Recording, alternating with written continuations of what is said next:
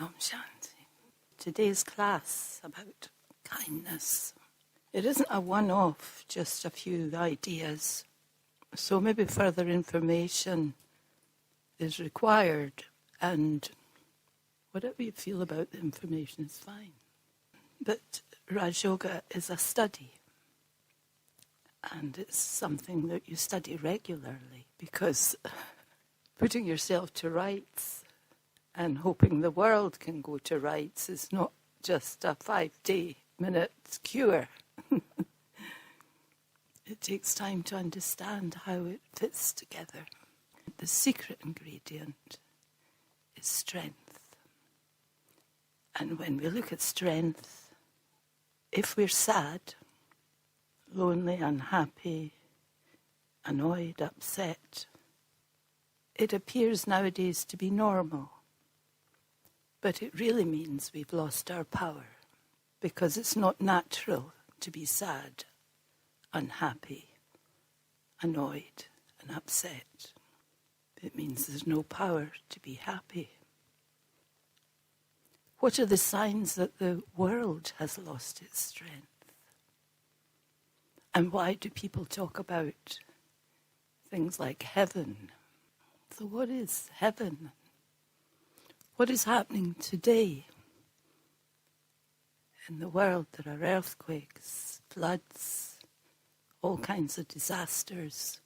There are some places that are still quite beautiful, but nature, even in the beautiful places, is usually quite dangerous and tricky. Insects, wild animals, etc. Even weather can be unpredictable. So that's today's world, and we know this. And no matter how young we may be, even when we were young, very young, when the young were very young, the world was different from it is today. And those that are more mature would say the world is very different to what it is today. And nowadays the rules change quickly and dramatically. And things happen very suddenly. The world has lost its strength.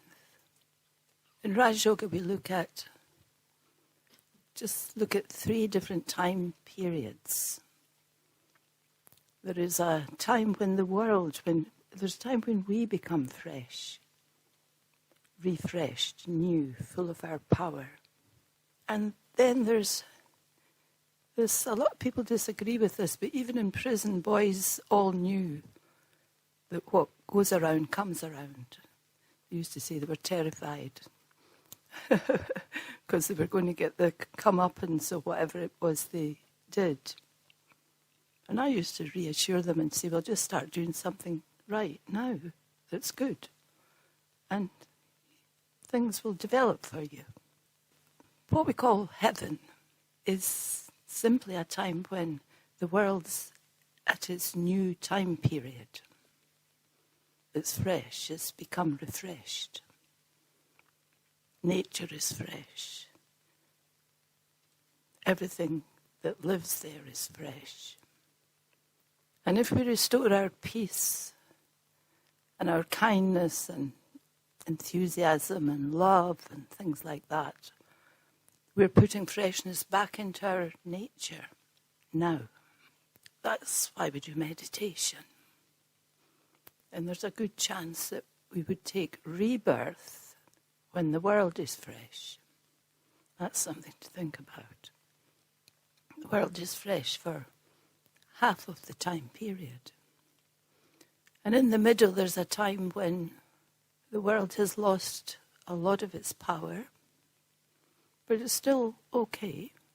And many religions are all established at that time, where people all beg for help and look for what's the answer and come into different religions and do everything they can with good actions to keep themselves empowered. But then people have kind of moved away a lot from religion, even though they say they are. They're not practicing fully whatever their religion is. And so the world is getting weaker and people are getting weaker. And then the violence and the anger and the upsets and the upheavals all take part in this third part of the drama. Now we're in the third part. I think there's no mistake that we're in the third part. And so we practice meditation to bring back our power. That's why we start looking at things like kindness. So I've got some questions here. Pure kindness can make us feel good about ourselves. We do feel good if we're kind. But if we let ego come in, then that's not so admirable. So ego means I think I'm great for being kind. That's not exactly so good. I suppose better than nothing. What is kindness made up of? It's love, understanding, empathy, and selflessness. But in order to be truly kind, this is the question again, there must be no ulterior motive, also no bargain. I'll be kind if something good happens for me. It's automatic that whatever we do, we get the return from whatever situation. If I'm kind to someone, and even if they dislike us, will have nothing to do with us, hate us, run away at the other end of the world. But if I keep having kind feelings, somehow, against their conscious wish, they will start to generate feelings of kindness for you. That's the law of energy. Here's another question. A simple act of kindness can regenerate positive feelings that spread in all directions. Just like I've said, can even go back over to Australia, making people sort of feel better about us. Even we can't see them, never saw them for 20 years. But this process actually works because energy touches energy. So, but what about karma? That's the next part of that question. That's fine saying give good wishes to someone in Australia or people that are not nice to you or people that are nice to you. You give good feelings. But what about karma? So karma is about situations and relationships, etc. And so the principle of karma teaches us that every thought, word, and action are seeds that grow and bear fruit. So if someone's angry with me and I'm angry back to them, nothing but them being annoyed with me again and again will come out of it. And me being all upset about it, that will be the result. But if someone's not nice to me and I just teach myself, don't go there, fine. You could look weak when you do this. You'd think, oh, this one's so soft. So you have to have no ego. You're not being soft, you're being totally strong, because it's quite something to resist retaliating when you know you could. You'd have a whole load of stuff you could say, but you are this, you're that, you're the next thing, and how dare you? But you don't. So with the result, something will have touched them, even underneath all their animosity, and at some point, they will give you back some good energy. That's the principle of karma. Every thought, word, and action are seeds that grow to bear fruit, whether it's good fruit or you just make it worse and you still get not much good out of it. But so according to this karmic philosophy, if the seed of thoughts is selfless and genuine, then we will create better karma. And quite often we have nice people involved with us in the first place. So, but they might not want to listen, they might not go for anything that sounds like this. But by being nice to them, you will be lifting them up with love. Because you'll understand that it's up to you, because they don't know anyone else is going to continue to lift them up with love. So that energy will be touching them. And the result could be that they're being nicer to you and nicer to you. But they don't know that that's what's happening, but you can start to see that's what's happening. It might not be obvious, but it's definitely happening. That's the law of energy. So whether or not we accept reincarnation, the idea of cause and effect is familiar. So everybody knows this, that as we sow, so shall we reap. Is placing other people's desires before our own too difficult? And what about if we feel that we're losing something in the process? This is what I wanted to do, but they want to do it better. So do I just step back and let them do the good thing in that interaction? But the thing to remember, if you're kind, then kindness will come back to you. I mean, that's a definite rule. It's not maybe it'll come back to you. Oh, it might. Oh, but I can't see it. But usually you can't see it. You've got to start to have faith in yourself and faith in what you're doing. And if you believe and have a good feeling, that good feeling definitely will come back to you. And within that, there can be a lot of tussle of difficult people, difficult situations, and you think, oh, I don't know if that worked. This is worse than I ever thought. But you have to have faith. Just let go of that and just keep being light-hearted, doing the best you can, giving as good energy as you can, and just let it go. It will do its own work. It's quite uplifting if you think like this, isn't it?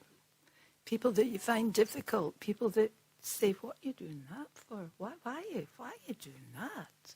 You don't even need to answer too much, just it's okay. Just be kind, friendly, light-hearted, and something will happen. How does this way of thinking create a freedom for me? If I keep doing things that are beneficial for myself and for others, by the way I'm treating them with respect, honouring them, because everyone on the planet, everyone, no matter how they are, inside they have kindness. When they came, when the planet was fresher, their energies were great energies. They would be kind and friendly and light-hearted and buoyant and loving. That's the way it is. They wouldn't have to struggle with that. Their struggle would be their fortune and who they were involved with now, who helped them by giving them good wishes and good feeling, or practicing meditation for themselves now. But they would come at a time when the planet and everything was in a higher energy. So the planet's old-aged now. Many of the people on the planet are old-aged. Even if they're in a fresh body, their still thinking is like old-aged. Because we're running out of power, strength. And I have to put the power back. And so how does thinking like this create a freedom for me personally, for ourselves personally? And why do we get caught up in the damaging cycle of blame, like it's their fault? Just they started it. Oh, they're so angry. Oh, they just, so difficult. And I didn't start it. It wasn't me. It was them. So why do we blame? Almost in every situation now, no one will say it was their fault. Most people say it wasn't me, but the train was late, my boss was angry, this didn't happen, something happened, someone came to the door, made me late, there was a traffic jam. It's never the self. It's always something out there that caused me to do something. Never the self. So why is that? So the answer to that is, for me, you can think of all these things, you'll have different answers. Because we try to keep an image in ourselves. We do try. Something inside us tells us to keep a higher image of ourselves. Even though we're going the wrong way about it, no, it wasn't me. Like, I wouldn't do a thing like that. Which with Raj Yoga, when you have a look, you would do a thing like that. But to yourself, you will not admit that. You say, no. Because, it was this man in the traffic started getting road rage and shouting at me, and I just sat there. It wasn't my fault. So you have to really look at the self and see that, and stop casting blame and start to take inside. You don't have to speak it out to the world. You have to start taking a bit of the responsibility for yourself and your actions to yourself, and not trying to say it was, oh, they did it, they said that, and that's why I got annoyed. If they hadn't said that, I wouldn't have got annoyed. So it was them that started it. So don't need to do that anymore. So selflessness is not a denial. And the good news, kindness is a positive and wise way to be. Selflessness is not being put down, so that people might put you down for it, but it's not that. Just let them think they are. Kindness is leadership, because when you do this and you're touching other people with that energy, you're quietly showing them the path to a better way to think, and against their conscious wish, they're sending you better feelings. So you're leading them to have an energy that will take them closer to when the earth is full of power and strength and fresh. And this is what people call heaven, actually. At the moment, heaven doesn't exist. We're at the other end of the scale now. But in the future, when the earth is fresh again, it will almost be like it's heavenly. It will be easy. It will be abundant. People will like each other, even love each other. Smiling, friendliness, helpfulness, kindness, all those energies will be there. It's the cycle of time, and our own energies tie in with it as the cycle of time comes lower and lower to when everything gets weaker and weaker. We also do. And then we think, I never used to be like this. That's fine, it's natural. You have to go through to this stage.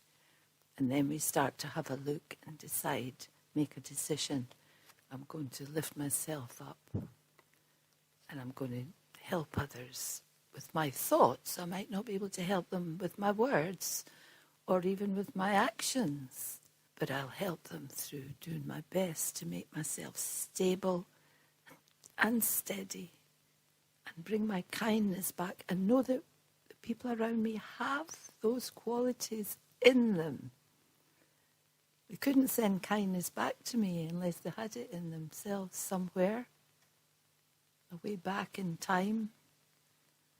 And they couldn't be loving if they didn't have that in them somewhere, way back in time. But they're not in a position to be sitting, listening, or practicing to bring those qualities back into themselves. So that's why you become leaders. Who wants to be a leader and bring people back? Om Shanti. Because we've been through the journey of rebirth. It's like we've moved through time, actually, from the beautiful time, gradually. And so, to the front of our intellect, we are filled now with the qualities of the journey, being diluted, all the good stuff going away to the back. And now we're having to cope with technology, different skills, different things, different catastrophes, all different things that are happening in the world. Our everyday life is to the front for a long period of time. And so that which was up and running in the past, it hasn't gone, it's just been covered up. If it's covered up, we can uncover it. It's still there, if that makes sense. It's covered up by all the different things that are happening. Even today, if you look back at when you were first going to school and everything, you had lots of laughs and giggles and friends and light-heartedness. But we're not like that now. That's all kind of been covered up as well to a big extent. Well, we could remember it, but we can't be it. We've grown older, some say wiser, which is why we practice meditation. Because the power, all the power, is in peace. At the beginning time, we were totally peaceful. It didn't mean we didn't smile and dance and sing and go on picnics and enjoy our lives, but we had a vibration of complete relaxation, peacefulness. And that power of peace is so strong that all the good qualities live in there. They love it. They love that peacefulness. And as we go along the journey, the peace disappears more and more and more till we're more into sort of push and shove and using our heads and getting worried and what can I do next? And so the peace is going away over the horizon, but it's still at the back. So that's why when I practice meditation, become peaceful. And those who've maybe been even a few times will find there is a difference in themselves. Yeah, it's not a big struggle. And the more you become peaceful, the more you feel, yeah, I can be more light-hearted. Yeah, I can be kinder. Yes, I can be more understanding. Yes, I can have strengths. All of that comes from your foundation of peace, which was there at the beginning and gradually got covered up. I allow myself to become very, very peaceful, totally relaxed. Encourage it. You can just keep practicing that. And then I remember I am the energy, but I'm connected to the higher power. So I'm peaceful, I'm energy, connected to higher energy. So let's go.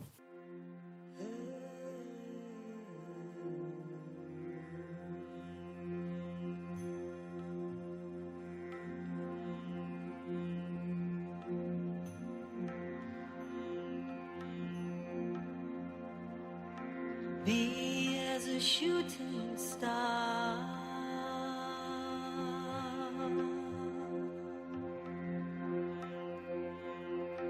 be truly who you are.